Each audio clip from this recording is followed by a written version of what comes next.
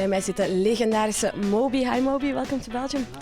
I have to admit my favorite Moby album used to be Animal Rights, but after listening to Hotel, I think I might change my mind. I guess I like the fact that you're singing again. Yeah, well, in making Hotel, I guess I wrote around 300 songs, and it wasn't really a conscious choice to make a record that had more of my vocals on it. It's just, of the 300 songs I made, these 14 were my favorite, and they just ended up being the ones that I sing on. Well, you once said that all the music you write is very personal. Hotel is a song cycle about a relationship, has the themes of love and sadness. Do you feel more emotionally exposed now? Now you're singing the songs yourself? A little bit. I mean, in the early 90s when I was making more techno and more dance-oriented music, it was easy to hide behind the music a little bit because I was using other singers or making instrumental music. And now, if it's me singing and if the songs are more personal, certainly I feel more exposed. Oh, and it's raining again.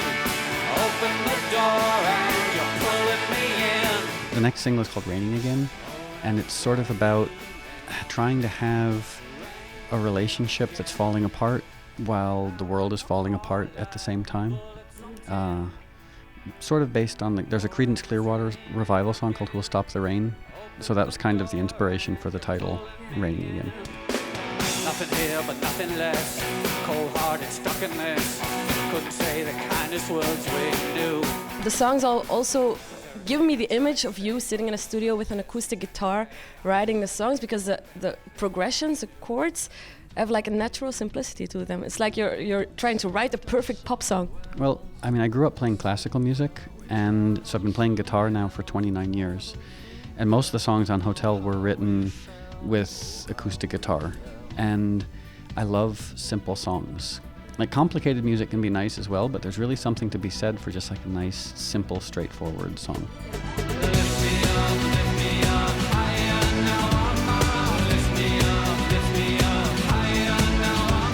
What are you singing actually on the end there? You sing lift me up, and then we were always singing Haya no Amma, something like that. But it's singing higher now Amma, and in English, it's a strange aspect of English is every name for God in English has the sound ah in it, whether it's Yahweh or Buddha or Krishna or Allah.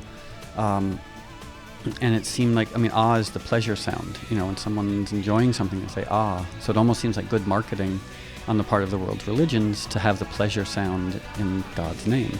And so that was sort of where the chorus came from.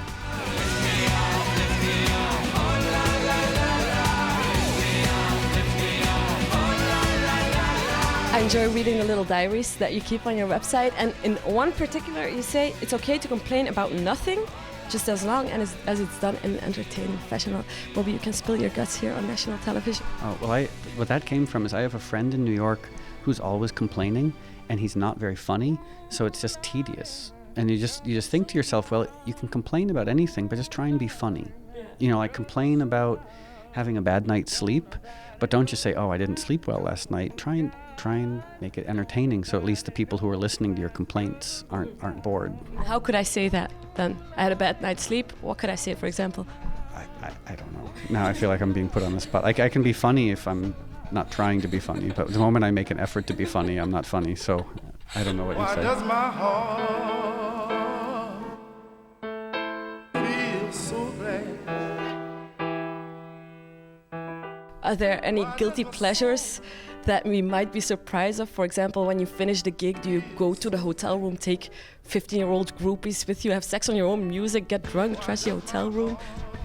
That's happened in the past. Not so much anymore. Yeah, I mean, I had a long, like many years where I was very clean living and very sober, and then I went to the other extreme where I was drinking a lot and I was partying a lot, and now I'm somewhere in between. Yeah. So your birthday's in September? Yes. You saw the thing on my arm, yeah. Mm-hmm. Yeah.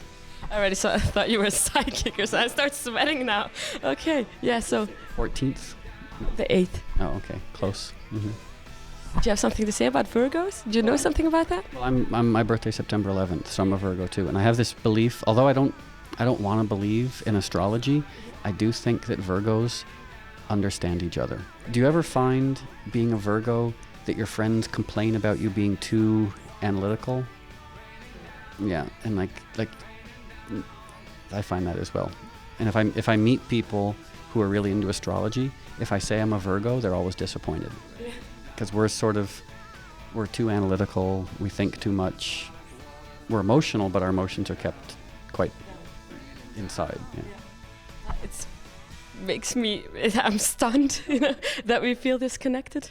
Thank you very much for this interview. And I'm totally overwhelmed by emotions now.